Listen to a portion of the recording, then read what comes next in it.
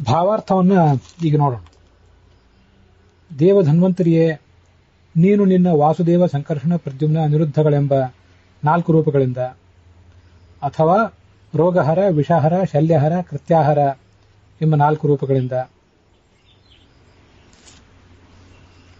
ಆ 4 ವಿದ್ಯೆಗಳನ್ನ ನಮಗೂ ಉಪದೇಶ ಮಾಡಿ ನಮ್ಮನ್ನ ಎಂದೆಂದಿಗೂ ಕೂಡ ಕಾಪಾಡಬೇಕು.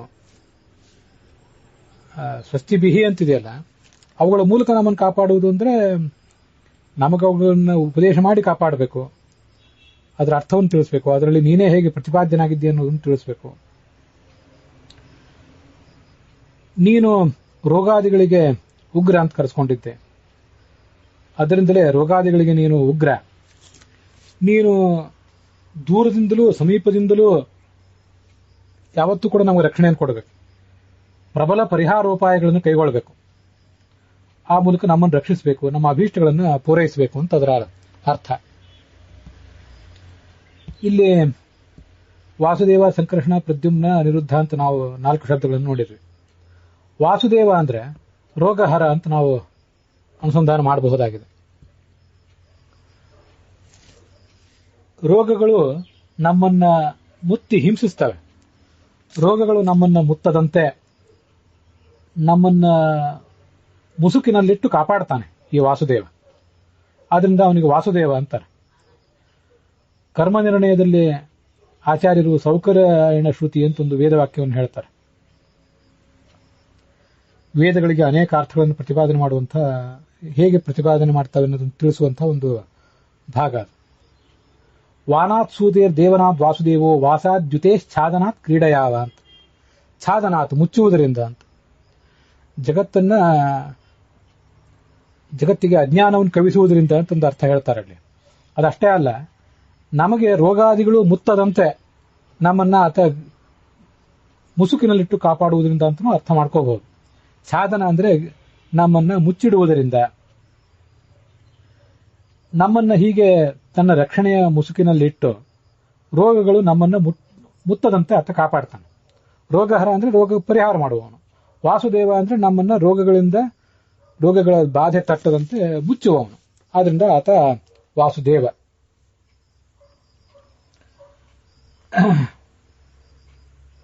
ಹೀಗೆ ಜೀವರನ್ನ ಮುಸುಕಿನಲ್ಲಿಟ್ಟು ಆಚ್ಛಾದಿಸಿ ಸಂಸಾರ ರೋಗಗಳಿಂದ ಕಾಪಾಡುವುದರಿಂದ ವಾಸುದೇವ, ಸಂಸಾರ ರೋಗಹರ. ಅವನೇ ವಾಸುದೇವ ಅನ್ನೋದು ಮುಕ್ತಿದಾಯಕವಾದ ರೂಪ. ಅದು ಕೂಡ ನಮಗೆಲ್ಲ ಗೊತ್ತಿದ್ದೇ ಇದೆ. ಸಂಕರ್ಷಣ ಅಂತ ಮುಂದಿಂದು. ಸಂಕರ್ಷಣ ಅಂದ್ರೆ ವಿಷಹರ ಅಂತ ಅರ್ಥ. ಅಜ್ಞಾನ ಅಂದ್ರೆ ಜ್ಞಾನದ ಕೊರತೆ, ವಿಪರೀತ ಜ್ಞಾನ ಅಂದ್ರೆ ತಪ್ಪು ತಿಳುವಳಿಕೆ, ಸಂಶಯ ಎಂಬ ವಿಷಯಗಳನ್ನ, ಈ ಎಲ್ಲ ವಿಷಯಗಳನ್ನ ನಮ್ಮ ಮನಸ್ಸಿನೊಳಗಿದ್ದದನ್ನ ಹೊರಗೆ ಸೆಳಿತಾನ ಅವನು. ಹೊರಗೆ ಸೆಳೆದು ಹೊರ ಹಾಕ್ತಾನೆ. ಆದ್ರಿಂದ ಆತನನ್ನು ಸಂಕರ್ಷಣ. ಕರ್ಷಣ ಅಂದ್ರೆ ಸೆಳೆಯುವುದು ಅಂತ ಅರ್ಥ. ಆದ್ರಿಂದ ಆತ ಸಂಕರ್ಷಣ.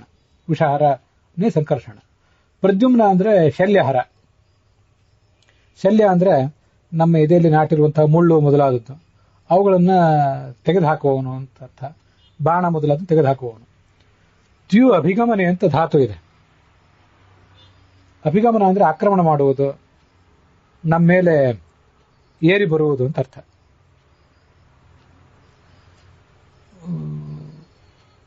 ಅದನ್ನ ಈ ಬೇರೆ ಬೇರೆ ಕೋಶಗಳಲ್ಲಿ ವರ್ಣನೆ ಮಾಡ್ತಾರೆ. ಗುಹಾಯಾಹ ನಿರಗಾದ್ವಾಲಿ ಸಿಂಹೋ ಮೃಗಮಿವ ದ್ಯುಮನ್.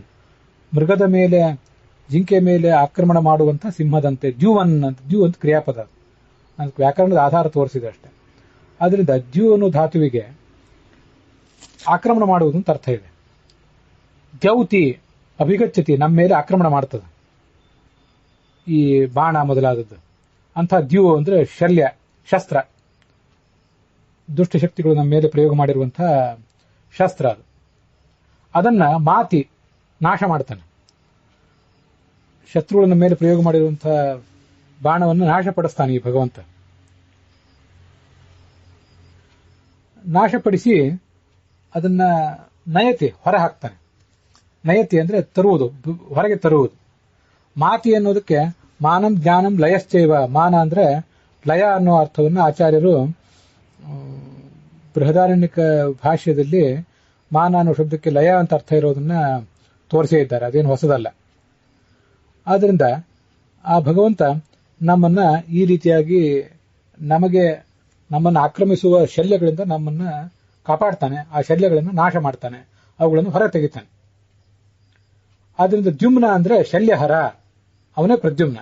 ಹೇಗೆಂದ್ರೆ ಪ್ರ ಅಂತ ಉಪಸರ್ಗ, ದ್ಯು ಅಂತ ಧಾತು. ನಮ್ಮನ್ನ ಮುತ್ತುವಂತಹ ಏನು ರೋಗ ಶಲ್ಯ ಶಸ್ತ್ರಾಸ್ತ್ರಗಳಿವೆ ಅವುಗಳನ್ನ ಆತ ನಾಶ ಮಾಡ್ತಾನೆ, ನಾಶ ಮಾಡ್ತಾನೆ, ಹೊರಗೆ ತೆಗಿತಾನೆ. ದ್ಯೌತಿ ಸಿಂಹೋ ಮೃಗಾನಿವ ಅಂತ ದುರ್ಗಾದಾಸನ ಒಂದು ಉದಾಹರಣವನ್ನು ಕೂಡ ಕೋಶಗಳಲ್ಲೆಲ್ಲ ಉದ್ಧರಿಸ್ತಾರೆ.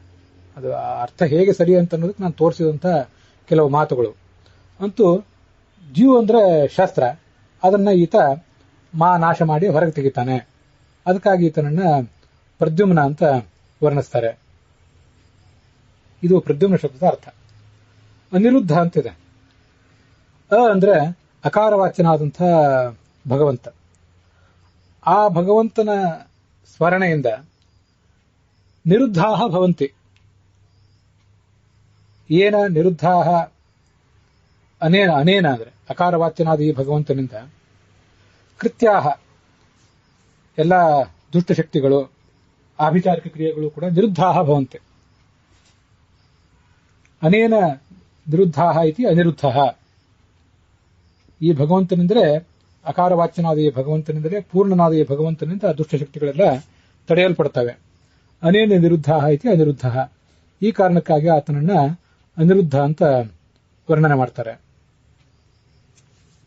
ಹೀಗೆ ಅನಿರುದ್ಧ ಅಂದ್ರೆ ಕೃತ್ಯಾಹರ, ಪ್ರದ್ಯುಮ್ನ ಅಂದ್ರೆ ಶಲ್ಯಹರ, ಸಂಕರ್ಷಣ ಅಂದ್ರೆ ವಿಷಹರ, ವಾಸುದೇವ ಅಂದ್ರೆ ರೋಗಹರ ಅಂತ ನಾವು ಅನುಸಂಧಾನ ಮಾಡ್ಕೋಬಹುದು. ಈ ನಾವೇನು ಬೃಹತಿ ಮಂತ್ರ ನೋಡ್ತಾ ಇದ್ದೀವಲ್ಲ, ಇಲ್ಲಿ ಚತುರ್ಮೂರ್ತಿ ಉಪಾಸನೆ ಇದೆ ಅಂತ ಅನ್ನೋದಕ್ಕೆ 4 ಶಬ್ದಗಳು, ಭಗವಂತನನ್ನು ಹೇಳುವಂತಹ 4 ಶಬ್ದಗಳು ಅದು ನಮಗೆ ಕಾಣಬೇಕು. ಭಗವಂತ ಬಂದ, ಆಯಾಸತ್, ಆ ಭಗವಂತ ಬಂದ ಅಂತ ಅಲ್ಲಿದೆ. ಎಂಥ ಭಗವಂತ? ಆ ಭಗವಂತ 4 ರೂಪದ ಭಗವಂತ ಅಂತ ಹೇಳಿಕೆ ಯೂಯಂ ಪ್ರಥಮ ವಿಭಕ್ತಿಯಂತವಾದ ಒಂದು ಶಬ್ದ. ಮುಂದೆ ಇಂದ್ರ ಅಂತ ಪ್ರಥಮ ವಿಭಕ್ತಿಯಂತವಾದ ಮತ್ತೊಂದು ಶಬ್ದ. ಮತ್ತೆ ಅಭಿಷ್ಟಿಕೃತ, ನಮ್ಮ ಅಭಿಷ್ಟಗಳನ್ನು ಪೂರೈಸುವವನು ಅಂತ ಇನ್ನೊಂದು ಪ್ರಥಮ ವಿಭಕ್ತಿಯಂತವಾದ ಶಬ್ದ. ಉಗ್ರ ಅಂತ ಮತ್ತೊಂದು ಪ್ರಥಮ ವಿಭಕ್ತಿಯಂತವಾದ ಶಬ್ದ. ಇವು 4 ವಾಸುದೇವ, ಸಂಕರ್ಷಣ, ಪ್ರದ್ಯುಮ್ನ, ಅನಿರುದ್ಧ ಅನ್ನುವಂಥ 4 ರೂಪಗಳನ್ನ ವರ್ಣನೆ ಮಾಡ್ತವೆ. ಶಾಸ್ತ್ರಗಳಲ್ಲಿ ಎಲ್ಲಾ ಕಡೆಯೂ ಕೂಡ 5 ವಿಶೇಷಣಗಳು ಭಗವಂತನಿಗೆ ಎಲ್ಲಾದ್ರೂ ಬಂದ್ರೆ ಅದು ಪಂಚಮೂರ್ತಿ ಆದ ನಾರಾಯಣನ ಉಪಾಸನೆ. 4 ವಿಶೇಷಣಗಳು ಭಗವಂತನಿಗೆ ಎಲ್ಲಾದ್ರೂ ಬಂದ್ರೆ ಅದು ಚತುರ್ಮೂರ್ತಿ ಆದ ಭಗವಂತನ ಉಪಾಸನೆ ಅಂತ ನಾವು ತಿಳ್ಕೊಳ್ಬೇಕು. ಅದನ್ನ ಆಚಾರ್ಯ ಎಲ್ಲರೂ ಸೂಚನೆ ಮಾಡಿದ್ದಾರೆ. ಇಲ್ಲಿ 4 ವಿಶೇಷಣಗಳು ಬಂದಿರುವುದರಿಂದ ಇದು ವಾಸುದೇವ, ಸಂಕರ್ಷಣ, ಪ್ರದ್ಯುಮ್ನ, ಅನಿರುದ್ಧ ಅಂತ ನಾವು ತಿಳಿಯಬಹುದು ಅಂತ ಅದರ ಅರ್ಥ.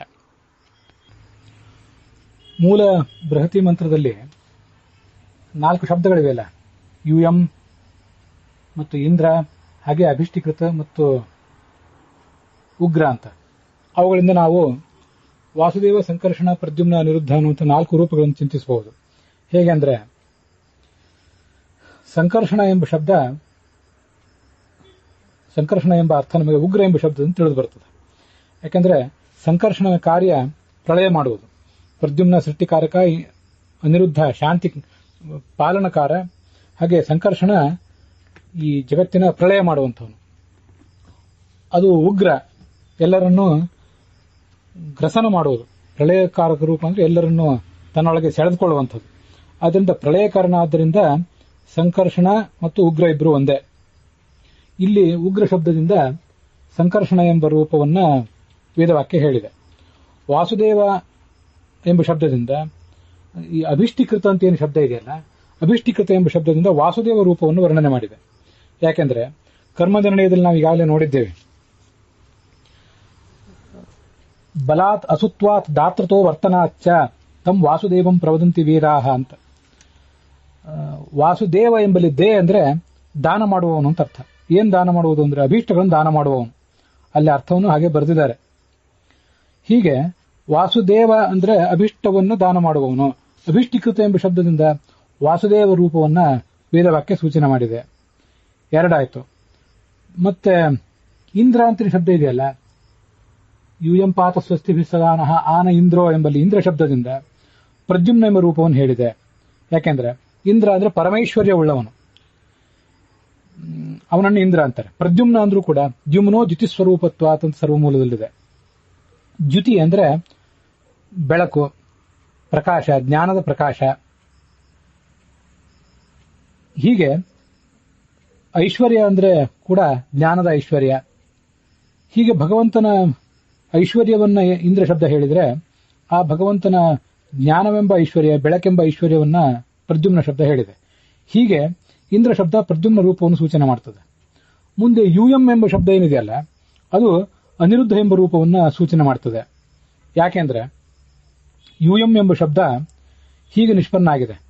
ಯು ಬಂಧನೆ ಅಂತ ಒಂದು ಧಾತು ಇದೆ, ಇವತ್ತು ಉಪಲಬ್ಧ ಇದೆ. ಆದ್ರಿಂದ ಯುನಾತಿ ಅಂದ್ರೆ ಬಂಧನ ಮಾಡ್ತಾನೆ ಅಂತ ಅರ್ಥ. ಮತ್ತೆ ಯಾತಿ ಅಂದ್ರೆ ತಿಳಿತಾನೆ ಅಂತ ಅರ್ಥ. ಯಾ ಪ್ರಾಪಣೆ, ಗತ್ಯರ್ಥಕವಾದ ಧಾತುಗಳಿಗೆಲ್ಲ ಜ್ಞಾನ ಅಂತ ಅರ್ಥ ಇದ್ದೇ ಇದೆ. ನಮ್ಮನ್ನ ಅವನು ತಿಳಿತಾನೆ ಮತ್ತೆ ಬಂಧನ ಮಾಡ್ತಾನೆ. ನಮ್ಮ ಕಷ್ಟಗಳನ್ನು ಆತ ತಿಳಿದುಕೊಂಡು ನಮಗೆ ಬಂದಿರುವಂತಹ ಕೃತ್ಯಗಳನ್ನ, ನಮ್ಮ ಮೇಲೆ ಪ್ರಯೋಗ ಆಗಿರುವಂತಹ ಆಭಿಚಾರಿಕ ಕೃತ್ಯಗಳನ್ನೆಲ್ಲ ಅವನು ಬಂಧನ ಮಾಡ್ತಾನೆ, ಪ್ರತಿಬಂಧನ ಮಾಡ್ತಾನೆ. ಆದ್ರಿಂದ ಯು ಎಂ ಅಂದ್ರೆ ಅದು ನೀವು ಅಂತ ಅರ್ಥ ಅಲ್ಲ, ನೀವು ಅಂತ ಅರ್ಥ ಅಲ್ಲ, ಅರ್ಥ ಅಲ್ಲ ಅಂತಲ್ಲ. ಯು ಎಂ ಅನ್ನೋದು U M U A U ಯಾನಿ ಅಂತ ನಪುಂಸಕಲಿಂಗ ಶಬ್ದ ಅಂತ ನಾವು ತಿಳ್ಕೊಂಡ್ಬಿಡ್ಬೋದು, ಭಗವಂತನಿಗೆ ವಾಚಕ ಅದು. ಈ ರೀತಿಯಾಗಿ ಆ ಭಗವಂತನಿಗೆ ಯು ಎಂ ಎಂಬ ಶಬ್ದದಿಂದ ನೀವು ಅಂತ ಅರ್ಥ ಮಾಡುವುದಲ್ಲದೇನೆ ನಮ್ಮ ಕಷ್ಟಗಳನ್ನು ತಿಳಿದು ನಮ್ಮ ಆ ಕಷ್ಟಗಳನ್ನು ಪ್ರತಿಬಂಧಿಸುವವನು ಅಂತ ಆ ಯು ಎಂ ಎಂಬ ಶಬ್ದಕ್ಕೆ ನಾವು ಅರ್ಥ ಹೇಳಬಹುದು. ಅದೇ ಅನಿರುದ್ಧ. ಅಲ್ಲೂ ಆ ಅನಿರುದ್ಧ ಎಂಬ ರೂಪವೂ ಕೂಡ ನಮ್ಮ ಮೇಲೆ ಪ್ರಯೋಗ ಆಗಿರುವಂತಹ ಕೃತ್ಯಗಳನ್ನೆಲ್ಲ ನಿರೋಧ ಮಾಡುತ್ತದೆ. ಅದರಿಂದ ಯು ಎಂ ಎಂಬ ಶಬ್ದವು ಅನಿರುದ್ಧ ಎಂಬ ರೂಪವನ್ನ ವರ್ಣನೆ ಮಾಡಿದೆ ಅಂತ ತಿಳ್ಕೊಳ್ಬಹುದು ನಾವು. ಹೀಗೆ ಉಗ್ರ, ಅಭಿಷ್ಟಿಕೃತ ಮತ್ತೆ ಇಂದ್ರ ಹಾಗೆ ಯು ಎಂ ಈ ಶಬ್ದಗಳ ಮೂಲಕ ಸಂಕರ್ಷಣ, ವಾಸುದೇವ, ಪ್ರದ್ಯುಮ್ನ ಮತ್ತು ಅನಿರುದ್ಧ ಎಂಬ 4 ರೂಪಗಳನ್ನ ಈ ಬೃಹತಿ ಮಂತ್ರ ಹೇಳಿದೆ ಅಂತ ಅನುಸಂಧಾನ ಮಾಡಿಕೊಳ್ಳಿಕ್ಕೆ ತೊಂದರೆ ಇಲ್ಲ ಅಂತ ನನ್ನ ಆಲೋಚನೆ. ಚೆನ್ನಾಗಿದೆ, ಚತುರ್ಮೂರ್ತಿ ಉಪಾಸನೆ ಆಗ್ತದೆ. ಹರಿವಂಶದಲ್ಲೂ ಕೂಡ ಆದ್ಯಂತವಂತಃ ಕವಯ ಪುರಾಣ ಸೂಕ್ಷ್ಮ ಬೃಹಂತೋಪ್ಯನುಠಾಸಿತಾರಃ ಸರ್ವಾನ್ ಜ್ವರಾನ್ ಗೃಹಂತು ಮಮಾನಿರುದ್ಧ ಪ್ರದ್ಯುಮ್ನ ಸಂಕರ್ಷಣ ವಾಸುದೇವಾಹ ಎಂಬುದಾಗಿ ಈ ಸರ್ವಾನ್ ಜ್ವರಾನ್ ಗೃಹಂತು, ನನಗೆ ಬಂದಿರುವಂತಹ ಎಲ್ಲ ರೋಗಗಳನ್ನು ಕೂಡ ಪ್ರದ್ಯುಮ್ನ ಸಂಕರ್ಷಣ ವಾಸುದೇವಾಹ, ಅನಿರುದ್ಧ ಪ್ರದ್ಯುಮ್ನ ಸಂಕರ್ಷಣ ವಾಸುದೇವ ಎಂಬ 4 ರೂಪಗಳು ನನಗೆ ಬಂದಿರುವಂತಹ ಜ್ವರವನ್ನು ಪರಿಹಾರ ಮಾಡಲಿ ಅಂತ ಈ ಬಾಣಾಸುರ ಮತ್ತೆ ಕೃಷ್ಣ ಅವರ ನಡುವೆ ನಡೆದಂತಹ ಯುದ್ಧದ ಒಂದು ಪ್ರಸಂಗದಲ್ಲಿ ಈ ಮಂತ್ರದ ಬಗ್ಗೆ ವರ್ಣನೆ ಬರ್ತದೆ. ಮೊದಲೇ ಆದ್ಯಂತವಂತಹ ಕವಯ ಪುರಾಣ ಮೊದಲಾದದೆಲ್ಲ ಆ ರೂಪಗಳಿಗೆ ವಿಶೇಷಣಗಳಷ್ಟೇ. ಸರ್ವಾನ್ ಜ್ವರಾನ್ ಗೃಹಂತು, ನನ್ನ ಎಲ್ಲ ರೋಗಗಳನ್ನು ಪರಿಹಾರ ಮಾಡಲಿ, ಅನಿರುದ್ಧ ಪ್ರದ್ಯುಮ್ನ ಸಂಕರ್ಷಣ ವಾಸುದೇವಾಹ ಅಂತ. ಹೀಗೆ ಚತುರ್ಮೂರ್ತಿ ಉಪಾಸನೆ ಅಂತ ಅನ್ನೋದು ಎಲ್ಲ ರೋಗಗಳ ಪರಿಹಾರಕ ಅನ್ನೋದು ಹರಿವಂಶದ ಮಾತಿನಿಂದ ಸಿದ್ಧ ಆಗ್ತದೆ. ಇಲ್ಲಿ ಕೂಡ ವಾಸುದೇವ, ಸಂಕರ್ಷಣ, ಪ್ರದ್ಯುಮ್ನ, ಅನಿರುದ್ಧ ಅನ್ನುವುದು ಆ ಭಗವಂತನ ರೋಗಹರವಾದ, ವಿಷಹರವಾದ, ಶಲ್ಯಹರವಾದ ಮತ್ತೆ ಕೃತ್ಯಾಹರವಾದಂತಹ ಈ ರೂಪಗಳನ್ನ ವರ್ಣನೆ ಮಾಡ್ತದೆ ಅಂತ ನಾವು ಅನುಸಂಧಾನ ಮಾಡಬಹುದು. ಹೀಗಿದು ಚತುರ್ಮೂರ್ತಿಗಳನ್ನು ಒಳಗೊಂಡ ಚತುರ್ರೂಪನಾದಂತಹ ದೇವಧನ್ವಂತರಿಯ ವರ್ಣನ ಇದು. ಅಧ್ಯವೋಚದಧಿವಕ್ತ ಪ್ರಥಮೋ ದೈವ್ಯೋಭಿಷಕ್ ಅಂತ ರುದ್ರಾಧ್ಯಾಯ ಅವನನ್ನು ದೇವವೈದ್ಯ ಅಂತ ವರ್ಣನೆ ಮಾಡಿದೆ. ಮತ್ತು ಅಧ್ಯವೋಚತ್ ಎಲ್ಲ ವಿದ್ಯೆಗಳನ್ನು ಕೂಡ ಅವನು ಮೊದಲು ವರ್ಣನೆ ಮಾಡಿದೆ.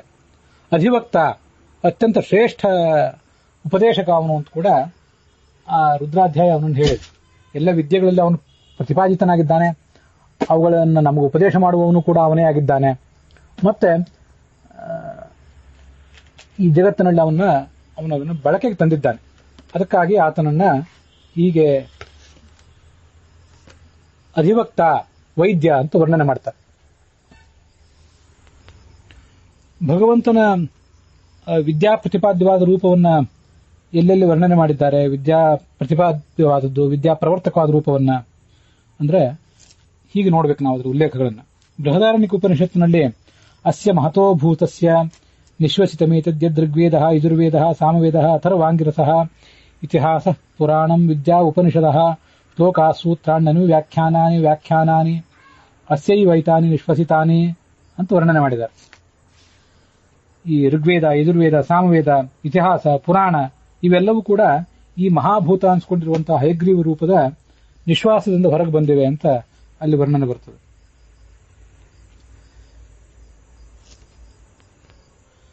ಹಯಗ್ರೀವಾದಿಮಾ ವಿದ್ಯಾ ಶ್ವಸಿತತ್ವೇನ ನಿಸೃತಾ. ಹಯಗ್ರೀವನಿಂದ ಈ ವಿದ್ಯೆಗಳೆಲ್ಲ ಹೊರಗೆ ಬಂದಿವೆ ಶ್ವಾಸದ ರೂಪದಿಂದ. ಬ್ರಹ್ಮಣ ಸ್ವೀಕೃತಾಸ್ತಾಶ್ಚ, ಚತುರ್ಮುಖ ಬ್ರಹ್ಮ ಅದನ್ನೆಲ್ಲ ಸ್ವೀಕಾರ ಮಾಡಿದ್ದಾನೆ. ರುದ್ರ, ಶೇಷ, ಗರುಡರು ಸ್ವೀಕಾರ ಮಾಡಿದ್ದಾರೆ. ದಕ್ಷ, ಸನಕ, ಇಂದ್ರ ಮೊದಲಾದವರು, ಮನುಗಳು, ಜಗೃಹುಸ್ತೇಚ ವಿಶ್ವಸ್ಮಿನ್ ಚಕ್ರುರ್ ವ್ಯಾಪ್ತಾನ್ ತಥೋ ಅಖಿಲಾಹ. ಮುಂದೆ ಅದನ್ನೆಲ್ಲ ಬೆಳಕಿಗೆ ತಂದರು ಅಂತ ಅಲ್ಲಿ ವರ್ಣನೆ ಇದೆ. ಮುನಿಸ್ತು ಸರ್ವವಿದ್ಯಾನಾಂ ಭಗವಾನ್ ಪುರುಷೋತ್ತಮಃ. ವಿಶೇಷತಶ್ಚ ವೇದಾನಾಂ ಅಂತನೂ ಋಗ್ಭಾಷ್ಯದಲ್ಲಿ ವರ್ಣನೆ ಇದೆ. ಎಲ್ಲಾ ವಿದ್ಯೆಗಳಿಗೂ ಪುರುಷೋತ್ತಮನಾದ ಈ ಭಗವಂತನೇ ಮುನಿ ಅಂತ ವರ್ಣನೆ ಇದೆ. ಯಃ ಪಶ್ಯತಿ ಸ್ವಯಂ ವಾಕ್ಯಂ ಸರ್ಷಿಸ್ತಸ್ಯ ಕೀರ್ತಿತಃ. ಯಾರು ಯಾವ ವಾಕ್ಯವನ್ನ ಮೊದಲು ಕಾಣ್ತಾನೋ, ಯಾವ ವೇದ ಭಾಗವನ್ನು, ಅವನೇ ಅದಕ್ಕೆ ಋಷಿ ಅಂತ. ಸತ್ಯಸಂಧ ಸ್ವಾಮಿಗಳು ಕೂಡ ಪ್ರತಿಪಾದ್ಯನಾದ್ದರಿಂದ, ಸಕಲ ವಿದ್ಯೆಗಳಲ್ಲೂ ಪ್ರತಿಪಾದ್ಯನಾದ್ದರಿಂದ, ಸಕಲ ವಿದ್ಯಾ ಸಂಬಂಧಿ ಆದ್ದರಿಂದ ವೈದ್ಯ. ವೈದ್ಯ ಎಂಬ ಶಬ್ದ ನಿಷ್ಪನ್ನ ಆಗುವುದೇ ಹಾಗೆ, ವಿದ್ಯಾ ಸಂಬಂಧಿ ಆದ್ದರಿಂದ ವೈದ್ಯ ಅಂತ.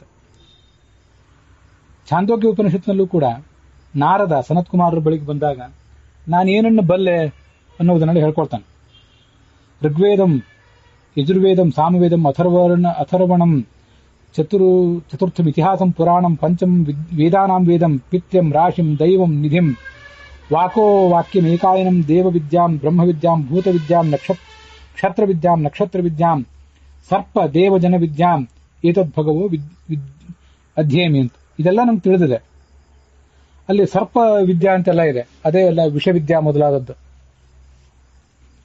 ಅದಕ್ಕೆ ಭಾಷ್ಯ ಬರೆಯುವಾಗ ಆಚಾರ್ಯರು ಭೂತವಿದ್ಯಾ ಭೂತಚಿಹ್ನಂ, ಕ್ಷತ್ರವಿದ್ಯಾ ತು ನೀತಿಕಾ, ನಾಕ್ಷತ್ರಿ ಜ್ಯೋತಿಷಿಕಾಖ್ಯ. ನಕ್ಷತ್ರ ವಿದ್ಯೆ ಅಂದ್ರೆ ಜ್ಯೋತಿಷ್ಶಾಸ್ತ್ರ. ಸರ್ಪಲಕ್ಷಣಮೇವಚ ಸರ್ಪವಿದ್ಯಾ ಇತಿ ಸಂಪ್ರೋಕ್ತ. ಸಾ ದೇವಜನ ವಿದ್ಯಾ ಸ್ಯಾತ್ ಏತಾ ವೇದ ಸನಾರದಃ. ಎಲ್ಲವನ್ನೂ ಅವನು ತಿಳ್ಕೊಂಡಿದ್ದಾನೆ. ಆದ್ರೆ ಅವನು ಹೇಳ್ತಾನೆ, ಸೋಹಂ ಭಗವೋ ಮಂತ್ರವಿದೇವ ಅಸ್ಮೀನ ಆತ್ಮವಿತ. ಎಲ್ಲ ಮಂತ್ರಗಳ ಅರ್ಥ ಮಂತ್ರಗಳನ್ನು ಬಲ್ಲೆ ನಾನು, ಆದರೆ ಅದರ ಅಂತರಂಗ ಏನು ಅಂತ ನಂಗೆ ಗೊತ್ತಿಲ್ಲ. ಸಮಾಂ ಭಗವಾನ್ ಶೋಕಸ್ಯ ಪಾರಂ ತಾರಯತು. ಇಂಥ ಅಗಾಧವಾದ ಶೋಕ ನನಗೆ ತೊಂದರೆ ಕೊಡ್ತಾ ಇದೆ, ಆ ಶೋಕವನ್ನು ನೀವು ಪರಿಹರಿಸಬೇಕು ಅಂತ ಕೇಳ್ಕೊತಾನೆ. ವಿದ್ಯಾನಾಂ ನಿರ್ಣಯಾಜ್ಞಾನಾತ್ ಅವಿದ್ವಾನ್ ಉಚ್ಯತೆ ಪುಮಾನ್. ಸರ್ವವಿದ್ಯಾ ವಿದಪ್ಯದ್ಧ ತಸ್ಮಾನ್ ನಿರ್ಣಯ ವಿತ್ತಯೇ ಕುಮಾರಮೈಚ್ಛದ್ ದೇವರ್ಷಿ ನಾರದೋ ಬ್ರಹ್ಮವಿತ್ತಮಂ ಅಂತ ಚಾಂದೋಗ್ಯ ಉಪನಿಷತ್ನಲ್ಲಿ ಬರುವ ಮಾತು. ವಿದ್ವಾನ್ ಯಾವಾಗ ಆಗ್ತಾನೆ ಮನುಷ್ಯ ಅಂದ್ರೆ, ಆ ವಿದ್ಯೆಗಳ ತಾತ್ಪರ್ಯ ಏನು ಅಂತ ಗೊತ್ತಾದ್ರೆ ಅವನನ್ನ ವಿದ್ವಾನ್ ಅಂತ ಹೇಳ್ಬೋದು. ಈ ನಾರದನಿಗೆ ಎಲ್ಲವೂ ಗೊತ್ತಿತ್ತು, ಸರ್ವವಿದ್ಯಾವಿತ್, ಎಲ್ಲವನ್ನೂ ತಿಳಿದವನೇ ಅವನು. ಆದರೂ ಅದರ ನಿರ್ಣಯವನ್ನು ತಿಳ್ಕೊಳ್ಬೇಕು ಅಂತ ಸನತ್ ಕುಮಾರರ ಬಳಿಗೆ ಬಂದಿದ್ದಾರೆ. ದೊಡ್ಡವರು ಆ ಥರ ಮಾಡೋದ್ರ ಮೂಲಕ ಜಗತ್ತಿಗೆ ಅದರ ಮಹತ್ವವನ್ನು ತಿಳಿಸುವುದು ಅವರ ಉದ್ದೇಶ ಆಗಿರ್ತದೆ. ನಾರದರಿಗೆ ಗೊತ್ತಿದೆ, ಆದರೂ ವಿಶೇಷ ವಿಷಯಗಳನ್ನು ದೊಡ್ಡವರ ಮೂಲಕ ತಿಳ್ಕೋಬೇಕು ಅನ್ನೋ ಸಂಪ್ರದಾಯವನ್ನು ತಿಳಿಸ್ತಾ ಇದ್ದಾರೆ. ವಿಷ್ಣೋರ್ ನಾಮಯತೋ ವಿದ್ಯಾ ಸರ್ವನಾಮ ಇತ್ಯತಃ ಸ್ಮೃತಾ. ಆ ಭಗವಂತನನ್ನು ಸರ್ವನಾಮ ಅಂತ ಹೇಳ್ತಾರಂತೆ. ಎಲ್ಲವೂ ಯಾಕಂದ್ರೆ ಭಗವಂತನ ನಾಮ ಮಹಿಮೆಯನ್ನು ಹೇಳುವಂತಹ ವಿದ್ಯೆಗಳೇ ಅವೆಲ್ಲವೂ ಕೂಡ. ಎಲ್ಲಾ ವಿದ್ಯೆಗಳು ಭಗವಂತನ ನಾಮವಾಚಕವೇ. ಅದಕ್ಕಾಗಿಯೇ ಯೂಯಂ ಮತ್ತೆ ಇಂದ್ರ, ಉಗ್ರ, ಅಭಿಷ್ಟಿಕೃತ ಎಲ್ಲಾ ಶಬ್ದಗಳನ್ನು ಆ ಭಗವಂತನಿಗೆ ನಾವು ಅನ್ವಯಿಸಿ ನೋಡ್ಲಿಕ್ಕೆ ಸಾಧ್ಯ ಆಗಿದ್ದು ಈ ಕಾರಣಕ್ಕಾಗಿ.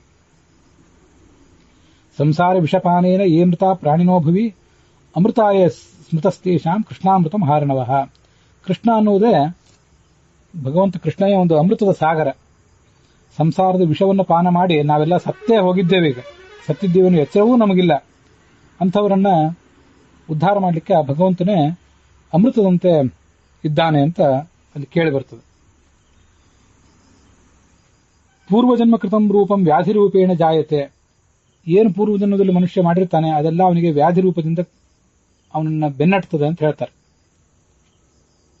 ಆರ್ತಾ ವಿಷಣ್ಣ ಘೋರೇಶು ಚ ವ್ಯಾಧಿಷು ವರ್ತಮಾನ ಅಂತ ವಿಷ್ಣು ಸಹಸ್ರನಾಮದ ಫಲಶ್ರುತಿಯಲ್ಲಿ ಘೋರವಾದ ವ್ಯಾಧಿಗಳಲ್ಲಿದ್ದವರು, ಅಂತರಂಗದ ಬಹಿರಂಗದ ಮನೋವ್ಯಾಧಿ ದೈಹಿಕ ವ್ಯಾಧಿಗಳಿಂದ ಬಳಲುವವರೆಲ್ಲ ಭಗವಂತನ ಈ ನಾಮಗಳನ್ನ ಶ್ರವಣ ಮಾಡಿದರೆ, ಅದರಲ್ಲೂ ವೈದ್ಯ ಎಂಬ ನಾಮವನ್ನು ಶ್ರವಣ ಮಾಡಿದರೆ, ಸಂಕೀರ್ತ್ಯ ನಾರಾಯಣ ಶಬ್ದ ಮಾತ್ರ, ನಾರಾಯಣ ಅಂತ ಶಬ್ದ ಕೇಳಿದ್ರೆ ಮಾತ್ರ, ವೈದ್ಯ ಎಂಬ ಶಬ್ದವನ್ನ ನಾವು ಶ್ರವಣ ಮಾಡಿದರೆ ಮಾತ್ರ, ಅಷ್ಟು ಮಾಡಿದ್ರಿಂದಲೇ ಎಲ್ಲಾ ರೋಗಗಳನ್ನು ಕಳ್ಕೊಂಡು ವಿಮುಕ್ತ ದುಃಖ ಸುಖಿನೋ ಭವಂತಿ ಅಂತ ಸಹಸ್ರನಾಮದ ಫಲಶ್ರುತಿಯಲ್ಲೇ ಇದೆ.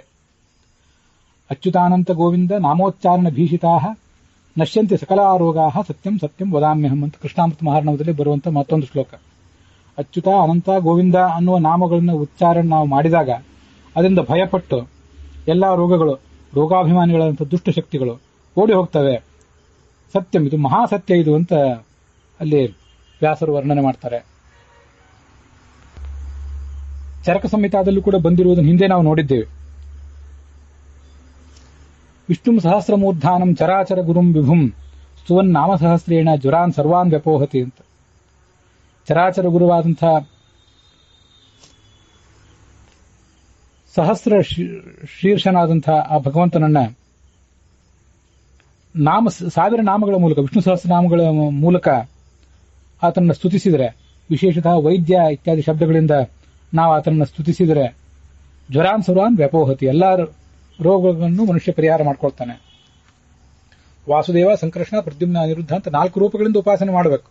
ಅದಾಗದೆ ಹೋದ್ರೆ ವೈದ್ಯ ಅನ್ನೋ ಒಂದು ಶಬ್ದದಿಂದ ಉಪಾಸನೆ ಮಾಡಿದರೂ ಎಲ್ಲಾ ರೋಗಗಳನ್ನು ಅದು ಪರಿಹಾರ ಮಾಡ್ತದೆ ಅಂತ ಅದರ ಅರ್ಥ.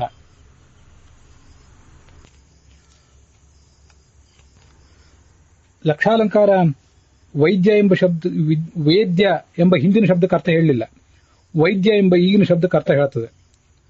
ವಿದ್ಯೆಗಳ ಸಂಬಂಧ ಉಳ್ಳವನು, ಎಲ್ಲ ವಿದ್ಯೆಗಳ ಸಂಬಂಧವು ಇವನಿಗೆ ಇರೋದು ಅನ್ನೋ ಅರ್ಥವನ್ನ ಅದು ವರ್ಣನೆ ಮಾಡ್ತದೆ. ಸತ್ಯಸಂಧ ಸ್ವಾಮಿಗಳು ಹೇಳಿದ್ದೀನಿ, ಈಗಾಗಲೇ ನೋಡಿದ್ದೀವಿ. ಪ್ರತಿಪಾದ್ಯತೆಯ ಸಕಲ ವಿದ್ಯಾ ಸಂಬಂಧಿತ್ವಾತ್ ವೈದ್ಯ, ಜಗತ್ತಿನ ಎಲ್ಲಾ ವಿದ್ಯೆಗಳಿಗೂ ಕೂಡ ಇವನು ಸಂಬಂಧವೇ ಇದೆ. ಯಾಕೆಂದ್ರೆ ಇವನೇ ಅದಕ್ಕೆ ಪ್ರತಿಪಾದ್ಯ. ನಮ್ಮ ಮತ್ತೆ ಪ್ರತಿಪಾದ್ಯನೂ ಹೌದು, ಪ್ರವರ್ತಕನೂ ಹೌದು, ಉಪದೇಶಕನೂ ಹೌದು. ಹೀಗೆ ಸಕಲ ವಿದ್ಯಾ ಸಂಬಂಧಿ ಆದವನು ಅಂತ ಅದರ ಅರ್ಥ ಆಗ್ತದೆ. ಎಲ್ಲಾ ಶಾಸ್ತ್ರಗಳನ್ನು ನಾವು ಓದಿ ನೋಡಿದರೂ ಕೂಡ ನಾನು ಈಗಾಗಲೇ ಹೇಳಿದೆ, ಪಂಚರೂಪನಾದಂಥ ಮತ್ತು ಚತುರ್ರೂಪನಾದಂತಹ ಭಗವಂತನ ವರ್ಣನೆಯೇ ಜಗತ್ತಿನಲ್ಲಿ ಎಲ್ಲಾ ಶಾಸ್ತ್ರಗಳಲ್ಲೂ ಕೂಡ ಕಂಡು ಬರ್ತದೆ. ಹೀಗೆ ವೈದ್ಯ ಎಂಬ ಶಬ್ದದ ಅರ್ಥವನ್ನ, ಅದಕ್ಕೆ ಸಂಬಂಧಪಟ್ಟಂತಹ ಬೃಹತಿ ಮಂತ್ರವನ್ನ, ಮತ್ತೆ ವಾಸುದೇವ, ಸಂಕರ್ಷಣ, ಪ್ರದ್ಯುಮ್ನ, ಅನಿರುದ್ಧ ಅನ್ನುವಂಥ 4 ರೂಪಗಳ ರೋಗ ಪರಿಹಾರಕತ್ವವನ್ನ, ರೋಗಹರ, ವಿಷಹರ, ಶಲ್ಯಹರ ಮತ್ತು ಕೃತ್ಯಾಹರ ಅನ್ನುವಂಥ ಭಗವಂತನ ಆ 4 ಗುಣಗಳನ್ನ, ವಾಸುದೇವ ಸಂಕರ್ಷಣ ಪ್ರದ್ಯುಮ್ನ ಅನಿರುದ್ಧ ಅನ್ನುವಂಥ 4 ರೂಪಗಳನ್ನು ವರ್ಣನೆ ಮಾಡುವಂತಹ ಯೂಯಂ, ಇಂದ್ರ, ಅಭಿಷ್ಟಿಕೃತ್ ಮತ್ತು ಉಗ್ರ ಅನ್ನುವಂಥ 4 ಶಬ್ದಗಳನ್ನ ಬೃಹತಿ ಮಂತ್ರ ಹೇಳಿರುವುದನ್ನು ಕೂಡ ನಾವು ಶ್ರವಣ ಮಾಡಿದ್ದೇವೆ. ಭಗವಂತನನ್ನ ಆ ಮೂಲಕವಾಗಿ ವೈದ್ಯ ಎಂಬ ಶಬ್ದದಿಂದ ನಾವು ಸ್ತುತಿಸಬೇಕು. ಈಗಾಗಲೇ ಹಿಂದೆ ಅನೇಕ ಬಾರಿ ಹೇಳಿದ್ದೇನೆ, ವಿಶ್ವಂ ವಿಷ್ಣು ಷಟ್ಕಾರೋ ಅಂತ ವಿಷ್ಣು ಸಹಸ್ರನಾಮ ಸ್ತೋತ್ರವನ್ನು ಹೇಳ್ತಾ ಹೋಗಬೇಕು. ವೇದ್ಯ ಅಂತ ಹಿಂದಿನ ಶಬ್ದದೊಳಗೆ ನಿಲ್ಲಿಸಬೇಕು.